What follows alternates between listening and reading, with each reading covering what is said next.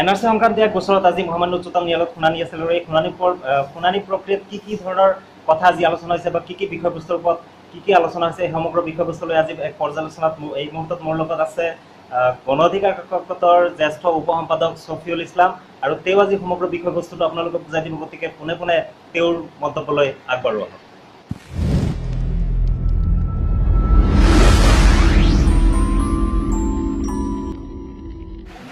আজি উচ্চতম ন্যায়ালয়ত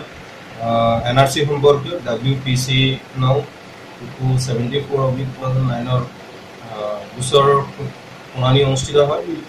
মাননীয় ন্যায়াধীশ ৰঞ্জন গগৈ আৰু মাননীয় ন্যায়াধীশ ৰবীন্দ্ৰন ফলি নাৰিমানৰ দ্বাৰা গঠিত সংঘ বিচাৰপীঠত এই শুনানি অনুষ্ঠিত হয়। এনআৰচি সম্পূৰ্ণ খচৰা তালিকাৰ অন্তৰ্ভুক্ত যিসকল মানুহ তেওঁলোকৰ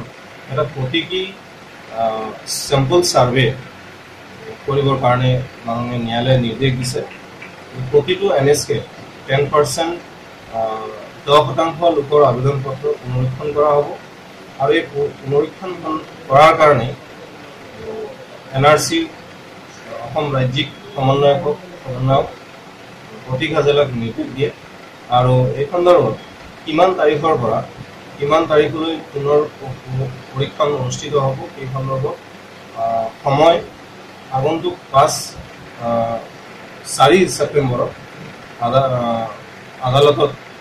দাখিল কৰিবৰ কাৰণে নিৰ্দেশ দিয়ে আৰু পুনৰীক্ষণ কৰিব লগা 10% মানুহৰ পুনৰীক্ষণ কৰিব লগা বিষয়টো কিমান সংখ্যক মানুহ নিযুক্তি দিব আৰু কিমান বিষয়ে এই পুনৰীক্ষণ কৰিব সেই সন্দৰ্ভত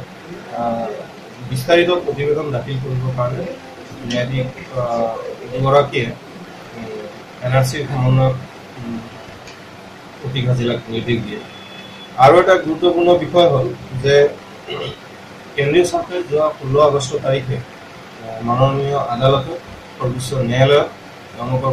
SOP দাখিল কৰিছিল। দাবী আৰু আবেদন আপত্তি সংশোধনী সম্পৰ্কীয় যি SOP দাখিল কৰিছিল সেই সন্দৰ্ভত অন্যান্য পক্ষৰ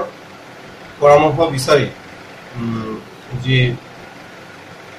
নিৰ্দেশনা দিছিল সেই সন্দৰ্ভত ইতিমধ্যে পৰামৰ্শ দাখিল কৰা হৈছে। আৰু আজি শুনানি সেই SOP সন্দৰ্ভত কোনো ধৰণৰ আলোচনা নকৰাকৈ ন্যায়াধীশ দুগৰাকীয়ে খণ্ড বিচাৰপীঠে এইবুলি নিৰ্দেশ দিয়ে যে আগন্তুক 5 তাৰিখে যি শুনানি অনুষ্ঠিত হ'ব এই শুনানিত সম্পূৰ্ণ SOP চূড়ান্ত কৰা হ'ব আৰু যিসকল মানুহৰ লিগেচি ডাটা ভুল হৈছে বা যিসকলৰ তথ্য ভুল হৈছে তেওঁলোকৰ বংশবৃক্ষ বা পৰিয়ালৰ বংশবৃক্ষ নতুন কৰি দিব লগা হ'ব পাৰে নেকি, বা তেওঁলোকে কি পৰ্যায়ত কি কৰিব পাৰে, বা তেওঁলোকে নতুনকৈ দাখিল কৰিলে কি সমস্যাৰ উদ্ভৱ হ'ব সেই সন্দৰ্ভত কেন্দ্ৰীয় চৰকাৰৰ অধিবক্তা এটৰ্নি জেনেৰেলৰ সৈতে